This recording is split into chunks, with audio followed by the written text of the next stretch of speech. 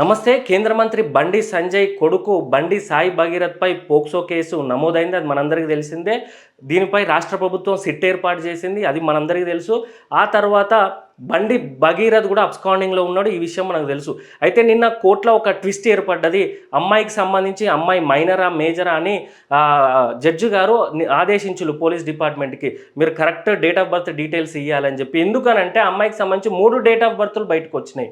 First పాస్‌పోర్ట్‌లో 2008లో పుట్టినట్టు ఉన్నది. తర్వాత బోనఫైడ్ సర్టిఫికేట్‌లో తన స్కూలింగ్ డేస్‌లో బోనఫైడ్ సర్టిఫికేట్‌లో 2009లో జన్మించినట్టు. తన ఒరిజినల్ డేట్ ఆఫ్ బర్త్ సర్టిఫికేట్‌లో మాత్రం 2010లో జన్మించినట్టు ఉన్నది. ఇన్ని కాంప్లికేషన్స్ ఉన్నందున పోలీస్ డిపార్ట్మెంట్ వాళ్ళు ఆ అమ్మాయి ఎక్కడైతే పుట్టిందో, ఏ హాస్పిటల్లో అయితే పుట్టిందో ఆ హాస్పిటల్ హైదరాబాద్ ప్రైవేట్ హాస్పిటల్లో పుట్టింది. అక్కడికి వెళ్ళి ఆ రికార్డ్స్ చెక్ చేసి ఆ రికార్డ్స్ పట్టుకొని జీహెచ్ఎంసీ బర్త్కి సంబంధించిన విభాగంలో కొన్ని రికార్డ్స్ స్టోర్ అయి ఉంటాయి కదా, అక్కడికి వెళ్ళి క్రాస్ చెక్ చేసుకోగా 2010లో జన్మించినట్టు తెలిసింది.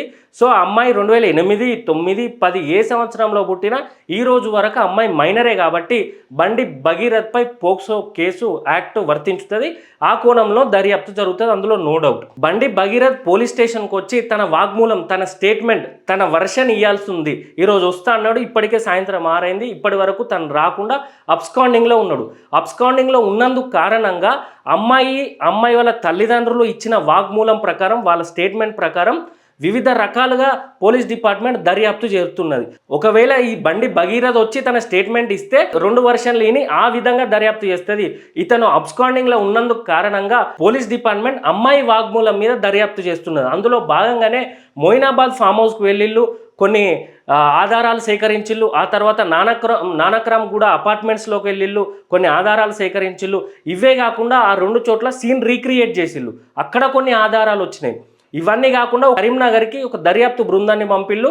ఎందుకనంటే Sai Bhagirath last phone signal అక్కడి వరకే వచ్చి ఆగింది. ఆ తర్వాత ఫోన్ స్విచ్ ఆఫ్లో ఉన్నది. సో అక్కడ నుండి ఎక్కడికి పోయిండు, కరీంనగర్ వాళ్ళ మేనమామ ఇంట్లో ఉండి అక్కడి నుండి ఎటు పోయిండు అనేది తెలుస్తలేదు. సో దర్యాప్తు చేస్తున్నారు.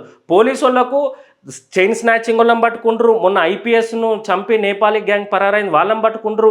కరీంనగర్లో పిఎంజే జ్యువెలర్స్ అంత దొంగతనం చేసి పోయిళ్ళు, వాళ్ళని పట్టుకున్నారు. కానీ కేంద్ర మంత్రి బండి సాయి భగీరథ్ కొడుకును పట్టుకోవడం చేతనైతలేదు ఇక్కడ.